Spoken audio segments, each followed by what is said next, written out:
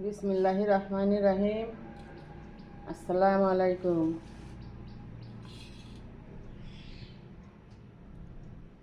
আমি চিংড়ি মাছ দিয়ে পুঁই শাকের মেচুড়ি রান্না করব। তেল দিয়ে দিলাম।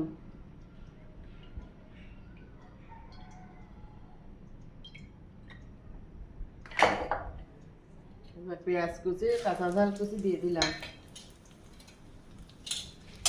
এবার ভেজে নেব। হয়ে গেছে। আমি এবার স্বাদ মতো লবণ, হলুদের গুঁড়া, জিরের গুঁড়া, অল্প একটু ঝালের গুঁড়া দিয়ে দিলাম।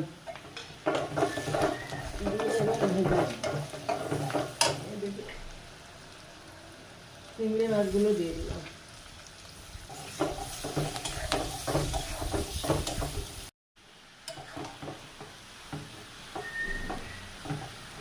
তখন হয়েছে, এবার আমি ঝোলের পানি দিয়ে দেবো।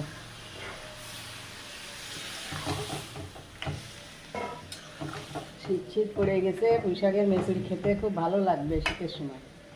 এখন এই পুঁই শাকের মেচুড়ি পাওয়া যায়। আপনারা চিংড়ি মাছ এইভাবে রান্না করে খেয়ে দেখবেন, ভালো লাগবে।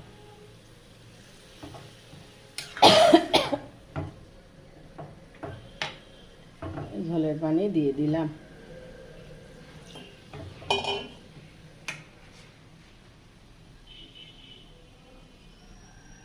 এবার আমি ঢেকে দেবো।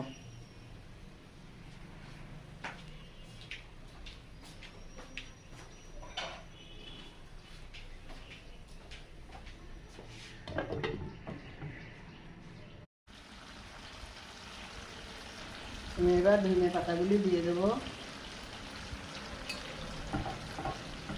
ধনে পাতা কুচি, শীতের সময় এখন ধনে পাতা তরকারিতে দিলে একটা আলাদা সেন্ট, তরকারির স্বাদ দ্বিগুণ বেড়ে যায়।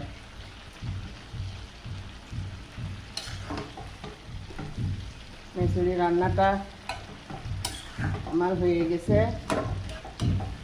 রান্নাটা কেমন হলে কমেন্টে জানাবেন।